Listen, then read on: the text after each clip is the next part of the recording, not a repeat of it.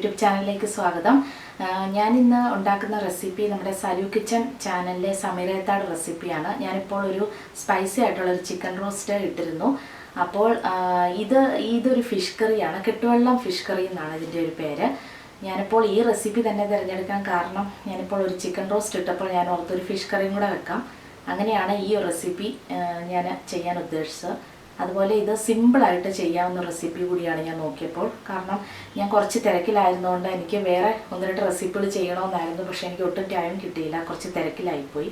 അതുകൊണ്ട് സിമ്പിളായിട്ട് ചെയ്യാവുന്ന 2 റെസിപ്പികളെന്ന് ഉദ്ദേശിച്ചാണ് ഞാനൊരു ചിക്കൻ റോസ്റ്റും ഇപ്പോൾ ഈ ഫിഷ് കറിയും ഇടാവുന്ന ഓർത്തത്.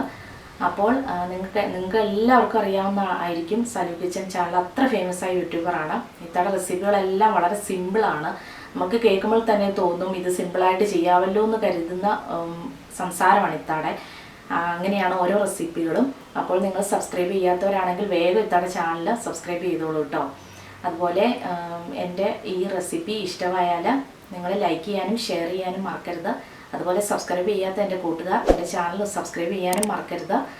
അപ്പോൾ നമുക്ക് എങ്ങനെയാണ് ഈ ഒരു ഈസി ആയിട്ടുള്ള ഒരു അടിപൊളി ഫിഷ് കറി ഉണ്ടാക്കുന്നതെന്ന് നമുക്ക് നോക്കാം.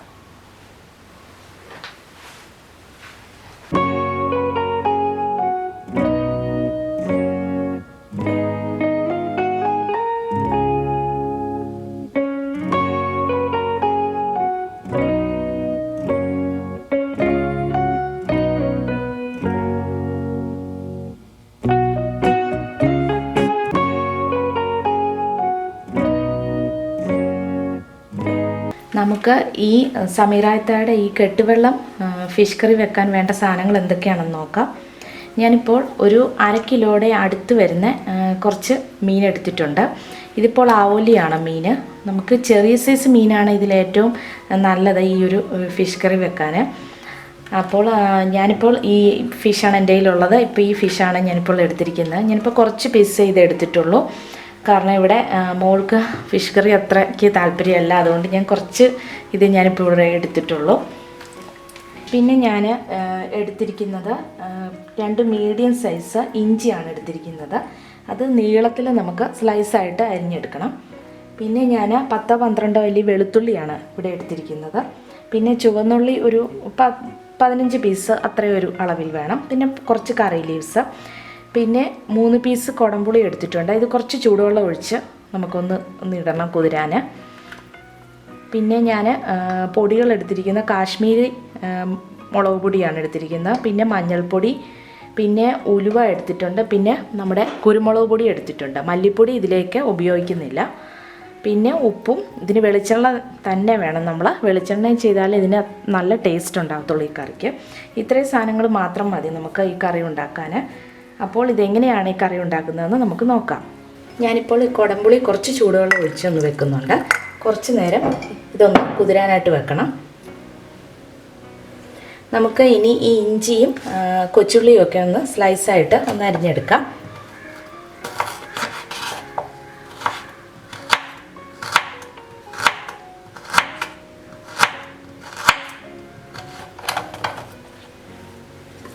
ഇനി നമുക്ക് കൊച്ചുള്ളി സ്ലൈസായിട്ട് അരിഞ്ഞെടുക്കാം.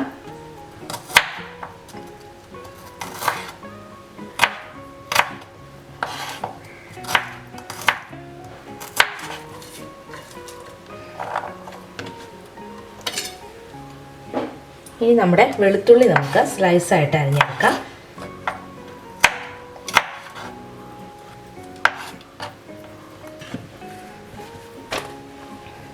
നമ്മുടെ ഉള്ളിയും ഇഞ്ചിയും വെളുത്തുള്ളിയും ഒക്കെ ഞാൻ സ്ലൈസായിട്ട് അരിഞ്ഞിട്ടുണ്ട്. ഞാൻ പൊടികളൊക്കെ ഇതിലേക്ക് ഇടുമ്പോൾ അതിൻ്റെ അളവ് പറയാം. ഇനി നമുക്ക് ഫിഷ് കറി ഉണ്ടാക്കാനായിട്ട് തുടങ്ങാം. നമുക്ക് ഈ ഫിഷ് കറി ഉണ്ടാക്കാനായിട്ട് ആദ്യം ഞാനിപ്പോൾ ഒരു ചട്ടി അടുപ്പിൽ വെച്ചിട്ടുണ്ട്. ഈ ചട്ടി ഒന്ന് ചൂടായി വരുമ്പോഴത്തേക്കും ഇതിലേക്ക് നമുക്ക് 1/2 ടീസ്പൂൺ ഉലുവായും 1/2 ടീസ്പൂൺ പെപ്പർ, കുരുമുളക്, നമ്മുടെ പൊടിക്കാത്ത കുരുമുളകായിട്ടുള്ളത് തന്നെ ഒന്ന് വറുക്കണം. വറുത്തതിന് ശേഷം നമ്മുടെ പൊടികളും കൂടെ ഒന്ന് വറുത്തെടുക്കണം. അതിനുശേഷം അത് ഒരല്പം വെള്ളമയം മാത്രം ഒഴിച്ചിട്ട് നമുക്കൊരു പേസ്റ്റ് രൂപത്തിൽ ഒന്ന് അരച്ചെടുക്കണം ചൂട് പോയതിന് ശേഷം. എന്നിട്ട് വേണം നമുക്ക് ഉള്ളിയൊക്കെ വഴറ്റി ഈ കറിയിലേക്ക് ചേർക്കാൻ. ആ രീതിയിലാണ് ഈ ഫിഷ് കറി വെക്കുന്നത് നമ്മൾ. നമ്മുടെ ചട്ടി ഇപ്പോൾ ചൂടായിട്ടുണ്ട്. ഇതിലേക്ക് 1/2 ടീസ്പൂൺ ഉലുവ ഞാൻ ഇട്ട് കൊടുക്കുകയാണ്. അതിനൊപ്പം തന്നെ 1/2 ടീസ്പൂൺ പെപ്പർ കൂടി ഇട്ട് കൊടുക്കുകയാണ്. ഇനി ഇത് ചെറിയ തീയിൽ വെച്ച് നമുക്ക് നന്നായിട്ടൊന്ന് വഴറ്റി കൊടുക്കണം. ഇത് ഏകദേശം ഒന്ന് മൂത്താൽ മതി. ഉലുവ ഒരിക്കലും ഒരുപാടാവരുത്, കാരണം ഉലുവ ഒരു കയ്പ്പ് രസം വരുന്നതാണ് ഒരുപാട് കറികൾക്ക് ആയാൽ. ഇനി നമ്മൾ കുറച്ച് ഉലുവയും കൂടെ നമ്മൾ ഈ കറി ഉള്ളിയൊക്കെ വഴറ്റുമ്പോഴത്തേക്കും ആദ്യം ഒന്നിട്ട് പൊട്ടിക്കുന്നുണ്ട്. അതുകൊണ്ട് ഒരിക്കലും ഇത് ഒരുപാടാവരുത്. ഇതൊന്ന് ഏകദേശം ഒന്ന് മൂത്ത് വരുമ്പോൾ നമുക്ക് പൊടികൾ ഇട്ട് കൊടുക്കാം.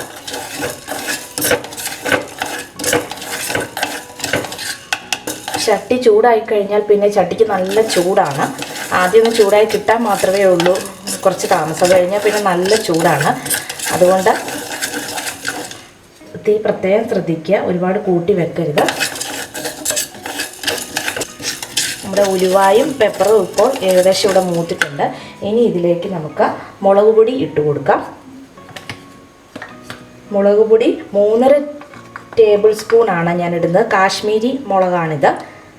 നിങ്ങൾക്ക് കുറച്ച് എരിവ് വേണമെന്നുണ്ടെങ്കിൽ ഇതിൻ്റെ കുറച്ച് അളവ് കുറച്ചിട്ട് കുറച്ച് എരിവുള്ള മുളക് പൊടിയും കൂടെ ആഡ് ചെയ്ത് കൊടുക്കുക. എരിവൊക്കെ നിങ്ങളുടെ ഇഷ്ടത്തിന് ഇടണം. ഇതിപ്പോൾ 3.5 ടേബിൾ സ്പൂൺ ഞാൻ ഇട്ട് കൊടുക്കുകയാണ്. തീ കുറച്ച് വെച്ചിട്ട് വേണം ഇതിടാൻ.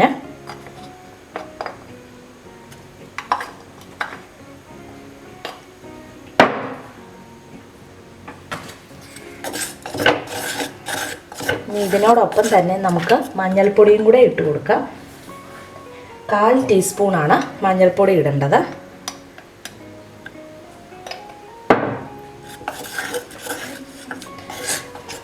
മല്ലിപ്പൊടി ഇട്ട് കഴിഞ്ഞാൽ നമുക്ക് കറി അധികം ദിവസം നമുക്ക് ഇരിക്കുകയില്ല. അങ്ങനെയാണ് മല്ലിപ്പൊടി ഇട്ട് കഴിഞ്ഞാൽ.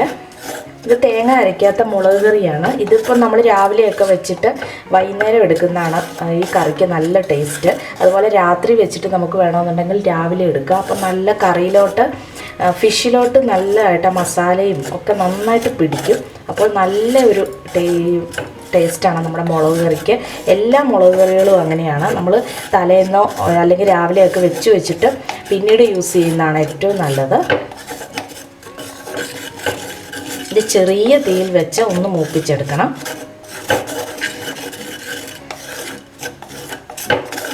ഇനി നമുക്ക് അടുപ്പ് ഓഫ് ചെയ്യാം. ഇത് മൂത്ത് വന്നിട്ടുണ്ട്. ഇനി ഇതിൻ്റെ ചൂട് പോയതിന് ശേഷം വേണം നമുക്ക് നല്ല പേസ്റ്റ് പോലെ ഇതൊന്ന് അരച്ചെടുക്കാൻ. ആദ്യം ഇതൊന്ന് പൊടിച്ചെടുക്കണം. അതിന് ശേഷം വേണം നമുക്ക് കുറച്ച് വെള്ളം ഒഴിച്ച് പേസ്റ്റ് രൂപത്തിൽ ഇതൊന്ന് അരച്ചെടുക്കാൻ. നമുക്കിതൊന്ന് ഈ ചട്ടിയിൽ നിന്ന് മാറ്റാം, കാരണം ചട്ടി നല്ല ചൂടാണ്. അപ്പോൾ അതുകൊണ്ട് ഇതിലിരുന്ന് തന്നെ വീണ്ടും ഈ പൊടികളൊക്കെ മൂത്ത് വരും. അതുകൊണ്ട് ഇതിൽ നിന്ന് നമുക്കിതൊന്ന് മാറ്റി വെക്കാം. നമ്മുടെ മുളക് പൊടിയും മഞ്ഞൾപ്പൊടിയും പെപ്പറും ഒക്കെ നമ്മൾ വറുത്തെടുത്തത് ഞാനിപ്പോൾ മിക്സിയുടെ ചെറിയ ജാറിലേക്ക് ഇട്ടിട്ടുണ്ട്. ഇതിപ്പോൾ ഇവിടെ ചൂട് പോയി.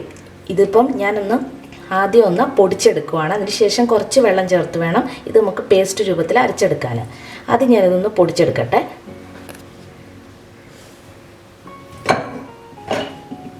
ഞാനിപ്പോൾ ഇവിടെ ഇത് പൊടിച്ചെടുത്തിട്ടുണ്ട്. കാരണം ഇത് പൊടിക്കുന്നത് എന്താണെന്ന് ചോദിച്ചു കഴിഞ്ഞാൽ നമ്മൾ ഉലുവയും പെപ്പറും ഒക്കെ ഇട്ടിട്ടുണ്ടല്ലോ, അതുകൊണ്ട് ആദ്യം ഒന്ന് പൊടിച്ചെടുത്തു.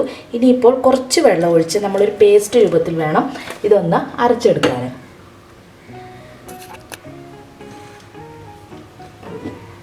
ഇനി ഇതിലേക്ക് കുറച്ച് വെള്ളം ഒഴിച്ചിട്ട്, കാരണം ഇത് പൊടികളാണ്, അതുകൊണ്ട് ഇത് വേഗം അരഞ്ഞു കിട്ടും നമുക്ക്. അതുകൊണ്ട് കുറച്ച് വെള്ളമേ ഉള്ളൂ ഇതിൽ ഞാൻ ചേർത്തിട്ടുള്ളൂ. ഇനി ഇത് നമുക്ക് നല്ല പേസ്റ്റ് രൂപത്തിൽ അരച്ചെടുക്കാം.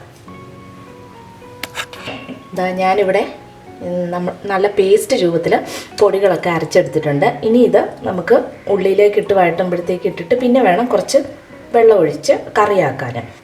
ഇനി ഇത് ഇവിടെ ഇരിക്കട്ടെ. ഇനി നമുക്ക് ഉള്ളിയൊക്കെ വഴറ്റി ഫിഷ് കറി റെഡിയാക്കാം. സോറി, ഒരു കാര്യം പറയാൻ വിട്ടുപോയി. ഈ പൊടികളൊക്കെ നമ്മൾ അരച്ചെടുക്കുമ്പോൾ ഇതിലേക്ക് കുറച്ച് ഉപ്പും കൂടി ഇട്ടിട്ട് വേണം നമ്മൾ ഇത് പേസ്റ്റ് രൂപത്തിൽ ഒന്ന് അരച്ചെടുക്കാൻ. നമ്മുടെ ഫിഷ് കറി റെഡിയാക്കാനായിട്ട് ഞാനൊരു ചട്ടി അടുപ്പിൽ വെച്ചിട്ടുണ്ട്. നമ്മുടെ ഫിഷ് കറിയൊക്കെ ആകുമ്പോൾ നമ്മൾ ചട്ടിയിൽ തന്നെ വെക്കുന്നതാണ് നല്ലത്. ചട്ടിയിൽ ഒരു പ്രത്യേക സ്വാദാണ് നമ്മുടെ ഫിഷ് കറിയൊക്കെ വെക്കുമ്പോഴത്തേക്കും. ഇതിപ്പോൾ ചട്ടി ചൂടായി വരുമ്പോഴത്തേക്കും ഞാൻ വെളിച്ചെണ്ണ ഒഴിക്കുകയാണ്. നിങ്ങൾ വെളിച്ചെണ്ണയിൽ തന്നെ ഈ കറി വെക്കാനായിട്ട് ശ്രദ്ധിക്കണം. ഞാനൊരു 3 ടേബിൾ സ്പൂൺ വെളിച്ചെണ്ണയാണ് ഇതിലേക്ക് ഒഴിക്കുന്നത്. നമ്മുടെ ചട്ടി ഇപ്പോൾ ഇവിടെ ചൂടായി വന്നിട്ടുണ്ട്. ഇതിലേക്ക് ഒരു 3 ടേബിൾ സ്പൂൺ അളവിൽ ഞാൻ വെളിച്ചെണ്ണ ഒഴിക്കുകയാണ്.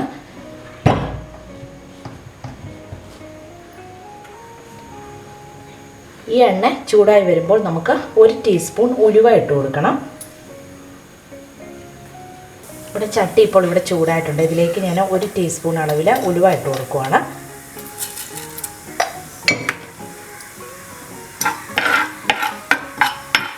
ഇനി ഇതിലേക്ക് നമുക്ക് ഇഞ്ചി ഇട്ട് കൊടുക്കാം.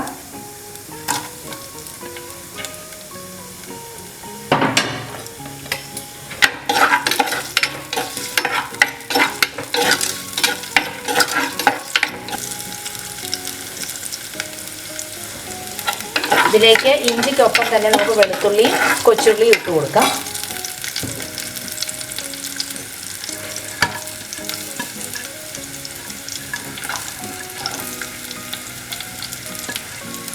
ഇത് നന്നായിട്ട് വഴറ്റി കൊടുക്കുക.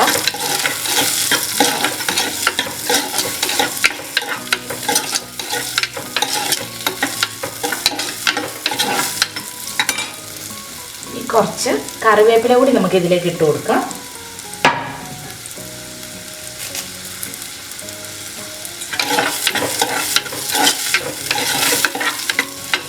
നമ്മുടെ ഉള്ളി നന്നായിട്ട് വഴറ്റിയെടുക്കണം. അല്ലെന്നുണ്ടെങ്കിൽ നമ്മുടെ കറി ഇപ്പോൾ 2 ദിവസമൊക്കെ വെക്കാനാണെന്നുണ്ടെങ്കിൽ നമ്മുടെ കറി ഇളച്ചിട്ടായി പോവും. അപ്പം മുളക് കറി സാധാരണ തേങ്ങ അരച്ച കറിയേക്കാൾ നമുക്ക് കൂടുതൽ ഇരിക്കുന്ന ഒരു കറിയാണ്. എന്നിരുന്നാൽ പോലും ഉള്ളി നന്നായിട്ട് നമുക്ക് വഴണ്ടാൽ മാത്രമേ ഉള്ളൂ അങ്ങനെ ഇരിക്കത്തുള്ളൂ. കാരണം നമ്മുടെ ഒരു കറികളിൽ സവാളയും ഉള്ളിയും ഒക്കെയാണ് പെട്ടെന്ന് ആ കറി ചീത്തയാക്കുന്നത്. അപ്പം ഉള്ളി നന്നായിട്ട് ഒന്ന് വഴണ്ട് വരണം. ഇവിടെ നമ്മുടെ ഉള്ളിയും കറിവേപ്പിലയും ഇഞ്ചിയുടെയും ഒക്കെ നല്ലൊരു സ്മെല്ല് വരുന്നുണ്ട്.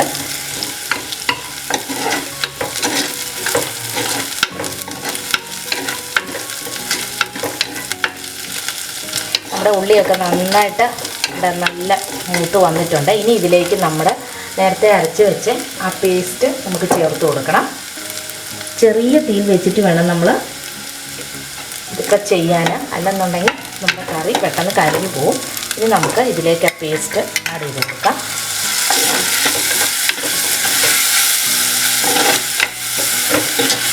ഇത് ചെറിയ തീയിൽ വെച്ചിട്ട് നമുക്ക് മസാല നന്നായിട്ട് ഉള്ളിയിലോട്ടൊക്കെ ഒന്ന് പിടിക്കണം. നന്നായിട്ട് വാട്ടി കൊടുക്കാം.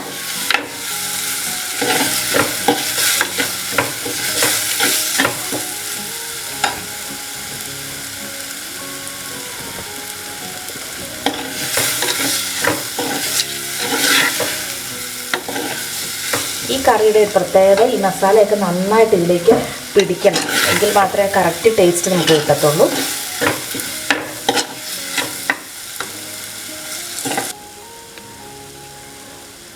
നമ്മുടെ മസാലയൊക്കെ ഇവിടെ മൂത്ത് വന്നിട്ടുണ്ട്. ഇതിലേക്ക് നമുക്ക് 2 കപ്പ് തിളച്ച വെള്ളം ഒഴിച്ചു കൊടുക്കാം.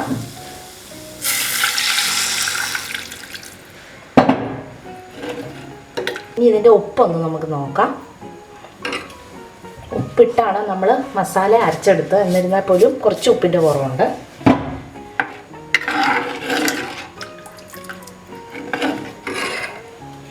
ഇനി ഇതിലേക്ക് നമ്മൾ നേരത്തെ എടുത്തു വെച്ച കുടംപുളി നമുക്ക് ഇട്ട് കൊടുക്കാം. ഈ വെള്ളത്തോട് കൂടി തന്നെ വേണം നമുക്കിതിലേക്ക് ഇടാൻ.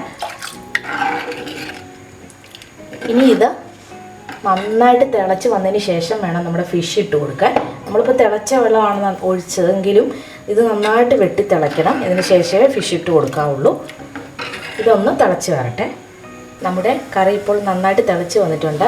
ഇതിലേക്ക് നമുക്ക് ഫിഷ് ഇട്ട് കൊടുക്കാം.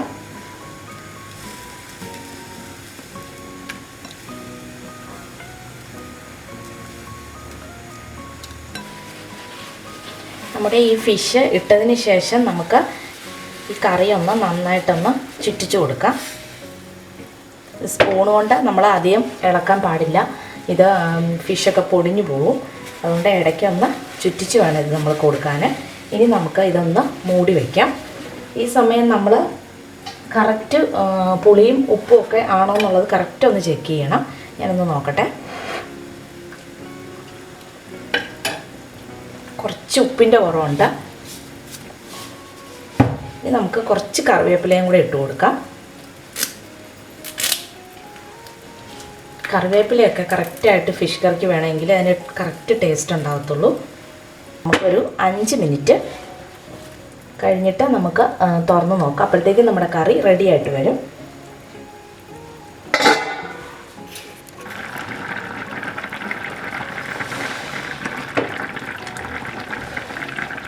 നമ്മുടെ ഫിഷ് കറി ഇപ്പോൾ ഇവിടെ ഒരു 5 മിനിറ്റായി.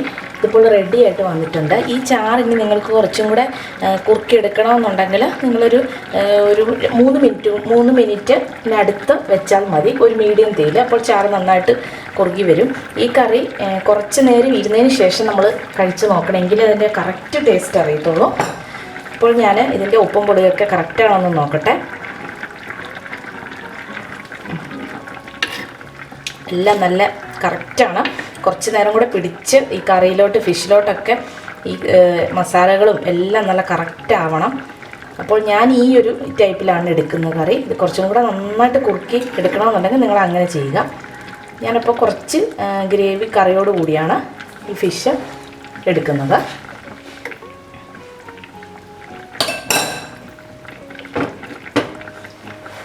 ഇപ്പോൾ ഞാൻ അടുപ്പ് ഓഫ് ചെയ്യുകയാണ്. അതിനുശേഷം നമുക്ക് കറി സെർവ് ചെയ്യാം. നമ്മുടെ കറി അപ്പോൾ ഇവിടെ കെട്ടുവള്ളം ഫിഷ് കറി റെഡി ആയിട്ട് വന്നിട്ടുണ്ട്. സമീറൈത്തയുടെ ഈ കറി ആ പേര് തന്നെ കേൾക്കുമ്പോഴത്തേക്കും ഒരു വെറൈറ്റി ആയിട്ട് നമുക്ക് തോന്നും. നല്ല അടിപൊളിയായിട്ടുള്ള ഒരു പെട്ടെന്ന് ഈസി ആയിട്ട് റെഡിയാക്കി എടുക്കുകയും ചെയ്യാം. എല്ലാവരുടെയും വീട്ടിലുള്ള സാധനങ്ങൾ മാത്രം മതി ഈ കറി പെട്ടെന്ന് റെഡിയാക്കാൻ. അപ്പോൾ ഈ അടിപൊളിയായിട്ടുള്ള ഈ ഒരു റെസിപ്പി നിങ്ങൾക്ക് ഇഷ്ടമായാൽ നിങ്ങൾ ലൈക്ക് ചെയ്യാനും ഷെയർ ചെയ്യാനും മറക്കരുത്. അതുപോലെ എൻ്റെ ചാനൽ ആദ്യമായിട്ടാണ് കാണുന്നതെങ്കിൽ സബ്സ്ക്രൈബ് ചെയ്യാനും മറക്കരുത്. അപ്പോൾ അതുപോലെ നിങ്ങൾ സലു കിച്ചൻ സബ്സ്ക്രൈബ് ചെയ്യാത്തവരാണെങ്കിൽ വേഗം സബ്സ്ക്രൈബ് ചെയ്തേക്കൂ. ഓരോ അടിപൊളി റെസിപ്പികളും ആ ചാനൽ വഴി നിങ്ങൾക്ക് കിട്ടുന്നതായിരിക്കും. അപ്പോൾ ഈ ഫിഷ് കറിയുടെ ലിങ്ക് ഞാൻ എൻ്റെ ഡിസ്ക്രിപ്ഷൻ ബോക്സിൽ കൊടുക്കുന്നതാണ്, സലു കിച്ചൻ്റെ. അപ്പോൾ മറ്റൊരു റെസിപ്പിയുമായി കാണുന്നവരെ താങ്ക് യു.